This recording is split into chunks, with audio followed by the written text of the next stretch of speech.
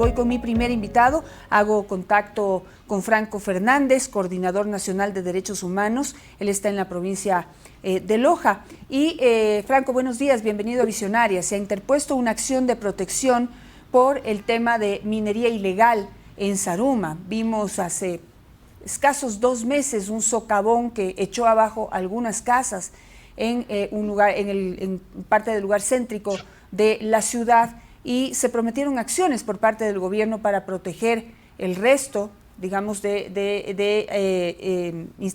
infraestructura que podría estar en peligro y para poder recuperar este centro de la ciudad que está afectado por este socavón. ¿Qué es lo que ha pasado y a qué obedece esta acción de protección? Buenos días, Janet, gracias por el espacio y por supuesto un saludo cordial a toda la audiencia que nos mira y nos escucha a través de los distintos medios. Estoy ahora en la ciudad de Machala, en un momento más salgo para la ciudad de Zaruma. El día de hoy se tiene previsto que se dé la primera audiencia. De lo que sabemos no se va a dar, parece que hay algún tema de salud de algunos de los funcionarios y no se va a dar la audiencia que debería darse a las 9:30 de la mañana. Sin embargo, vamos a estar allí con la gente apoyando y respaldando lo que nos hemos comprometido. ¿Qué es lo que sucedió a finales del año pasado, en diciembre? Se dio el tercer socavón en la ciudad de Zaruma debido a las actividades extractivistas ilegales. Como bien se muestra en imágenes, se derrumbaron una casa al principio, luego 2 más en los días subsiguientes, y ese socavón pues terminó afectando de gran manera a toda la convivencia de la ciudad patrimonio. Después de esto, el gobierno tomó acciones, vaya que sí, el presidente de la República ofreció ir en 3 veces, fue en 2. Eso se agradece porque gracias al liderazgo y a la gestión se ha logrado avanzar bastante respecto de la etapa 1 de la solución definitiva para los socavones. Es decir, existían 3 socavones hasta finales de este año 2021. Allí está parte de lo que se magnificó, se quedó demasiado grande esto. Una catástrofe definitivamente, y en una ciudad patrimonio pues que normalmente luce por lo bonito, pues esta vez parecía un desastre natural o haber caído un meteorito o una bomba. Ok, pasa el tiempo y se hace la primera solución, que es plantear 4 etapas del taponamiento de los socavones, del relleno definitivo de los socavones.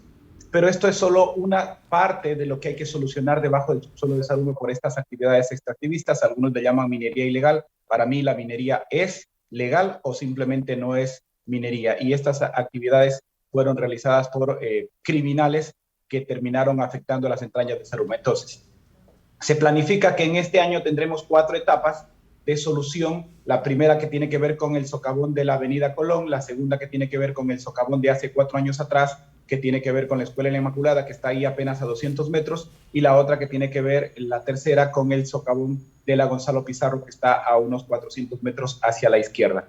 Y luego la parte final que terminará con un posible socavón que se iba a generar en el Coliseo de la ciudad de Zaruma, y con eso se terminarán las 4 etapas planificadas. ¿Qué es lo que se ha propuesto de parte de la ciudadanía, a quienes nosotros estamos respaldando?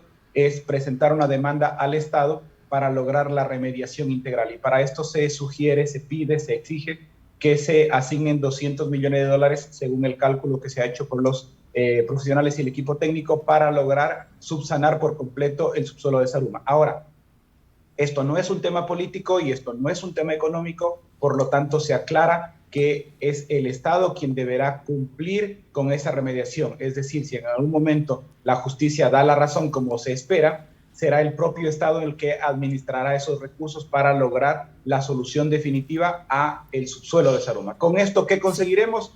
Que la parte interior, las bases de la ciudad estén seguras, de tal manera que sobre el suelo nos podamos desarrollar, comerciar, trabajar, vivir como normalmente sería y como es un derecho además según manda la Constitución.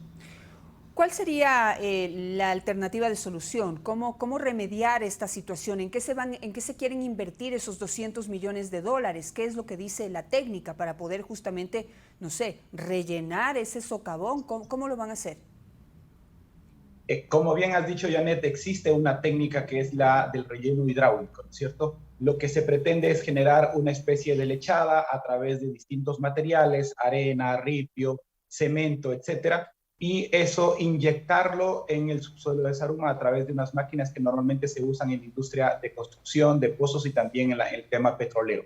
con estas máquinas se inyecta mediante pequeñas perforaciones en distintos lugares de la ciudad donde es requerido y donde se conoce que existe el riesgo y además están muy grandes las cavidades, se rellena de arriba hacia abajo. Primera técnica que se tiene que utilizar. Y luego desde abajo hacia arriba, con el derribamiento de las galerías, con el taponamiento de las galerías, con el relleno de las galerías y con el cierre técnico definitivo de algunas de estas galerías, en donde no podrá existir ningún tipo de actividad. Ningún tipo de actividad. Habrán algunos lugares donde se puedan y se deban preservar para estudios, para corrección, para estudiantes universitarios o de posgrado, etcétera, y para análisis futuros. Pero la mayoría de los lugares deberán quedar cerrados, desde arriba hacia abajo y desde abajo hacia arriba.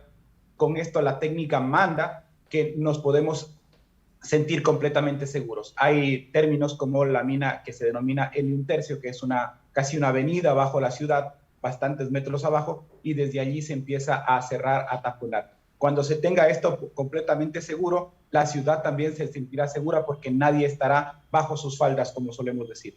Y allí entonces sabremos que nadie entrará a sus entrañas tampoco. En este momento ya se ha conseguido un gran paso, que es el dictar medidas cautelares a favor de la ciudad de Zaruma. ¿Y qué se consigue con esto? Que las Fuerzas Armadas, junto con los entes de control, llámese ministerios, y también la Agencia de Regulación y Control Minero, se trabajen en conjunto y se cierre de manera definitiva las 177 hectáreas. ¿Cuál es la diferencia entre lo que ha pasado antes y lo que ha pasado ahora? Que se ha intentado hacer justicia por la voluntad política, por el liderazgo político, por la presión social, etcétera, y han existido militares, policías y distintos niveles de gobierno que han dicho vamos a cuidar la zona de exclusión minera, que son 177 hectáreas, que abarca la parte más céntrica de Zaruma y un poco más hacia afuera.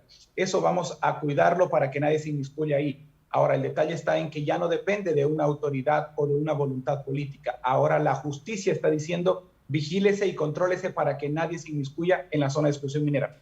Primer gran logro de esta demanda. Ahora, Franco, siempre terminamos en esto, ¿no? Las acciones de los ilegales finalmente terminan siendo pagadas por el Estado ecuatoriano, es decir, por todos los ecuatorianos.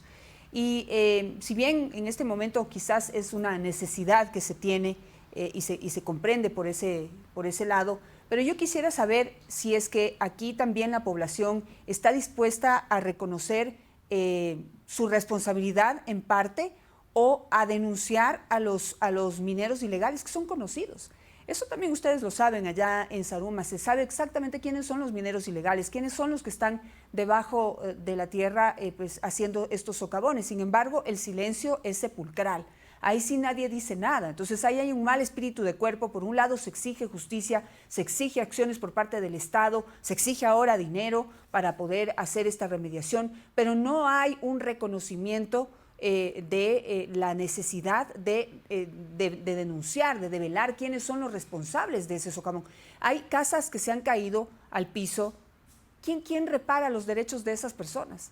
Deberían ser los ilegales, que deberían ser develados sus nombres y procesados frente a la justicia para que puedan de alguna manera también reparar en ese sentido los derechos de esas personas que han quedado sin casas o sin sus propiedades. De ese lado no veo ninguna acción ni ninguna reflexión por parte de la población, solo exigencia, exigencia y exigencia. Bueno, es verdad que esa mención que haces era lo que estaba sucediendo hasta antes de diciembre y quizás hasta la primera quincena del mes de enero de este año. Pero ya se han visto acciones de parte de la ciudadanía diciendo denunciamos con nombre y apellido, y las autoridades competentes, tanto los de entes de control como la fiscalía, conocen específicamente los nombres. Es más, se han hecho operativos, algunos filtrándose la información han logrado escapar o no han podido ser aprendidos los cabecillas, por así decirlo, de estas bandas criminales, que eran dos bandas grandes organizadas, trabajando, entre comillas, lucrándose del subsuelo de Zaruma y toda la extracción de recursos naturales no renovables. Bueno, esto ya está en conocimiento, es decir, ya muchas voces digo porque también he sido partícipe, de poner las denuncias, de hablar con las autoridades y mencionar los nombres de quienes han hecho daño a Zaruma por décadas inclusive. Algunas personas no están vivas, algunas personas no están en el país, etcétera. Sin embargo, los nombres se conocen. Y de las personas que sí están vivas y que sí están en el país, también se ha hecho conocer a las autoridades, los conocen, les están dando seguimiento. avanzar un poco más sobre detalles de ese tema en este momento ya no es posible porque hay investigaciones en curso y es preferible que eso continúe. Si es lento o rápido el tema de la administración de justicia y cómo lo están haciendo, en esa parte tampoco me quisiera meter porque creo que ya lo he criticado en extenso respecto de las actividades que tienen que hacer para cumplir con Saruma. También decir que la ciudadanía de Saruma en un momento determinado ha empezado a asumir culpas, algunas veces porque fue evidenciada la participación de gente que vive en Saruma o algunas veces, pocas, pero sí, también gente que nació en Saruma y que estuvo colaborando por cualquier actividad. Mucha gente se escuda bajo la posibilidad de que no había empleo, no había posibilidad de salir adelante, no hay desarrollo, la ciudad está en abandono, etc.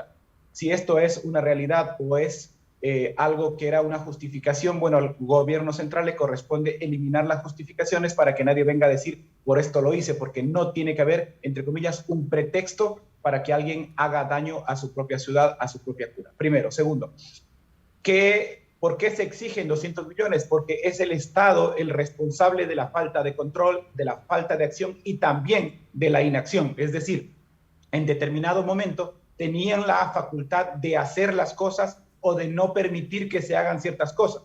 Bueno, todo esto fue pasado por alto.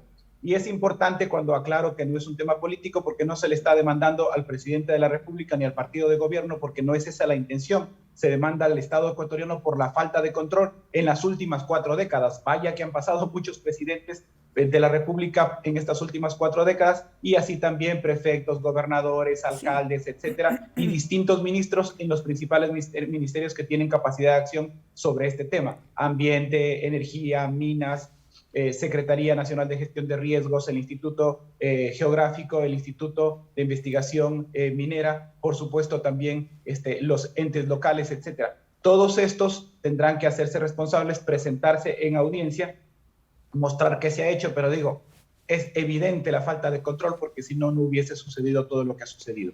Es evidente el que algunos se hicieron de la vista gorda y también es evidente, y esto tendrá que existir una trazabilidad para encontrar la ruta del dinero, ojalá que en este caso, no como en otros, pero en este caso sí se la encuentre, para saber qué autoridades no solo fueron no solo se hicieron de la vista gorda, sino que fueron cómplices y encubridores también. Pero esto es la parte más allá. La parte más importante es remediar el subsuelo de Saruma. Y por eso Saruma lo exige. Además, porque Saruma sí le ha dado muchísimo al país, aportando en todas las formas.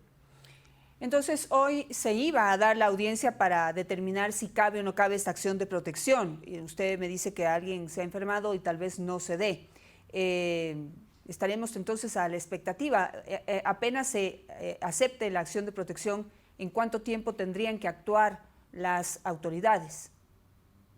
Bueno, hay una ventaja, la demanda fue admitida ya, es decir, ya empieza el trámite, entonces en este momento se iba a dar, entiendo que estaremos informados, capaz durante la misma 9 de la mañana seguramente, nos estarán diciendo no se va a dar, se suspende y inclusive si es que hay providencia ya también nos dirán para cuándo, o algunas veces eso toma varios días para que comuniquen para cuándo de las fechas de mayo seguramente, primera, segunda semana seguramente tendremos la nueva fecha de la audiencia para que acudan el representante del Procurador General del Estado, el representante de cada una de las autoridades y los ministerios a decir aquí estamos. Perfecto. Con ese dato específico podremos avanzar, pero es importante que la ciudadanía se mantenga unida y sepa que unidos podemos sacar esto adelante, que además es un interés de la ciudad, de la provincia y del país también.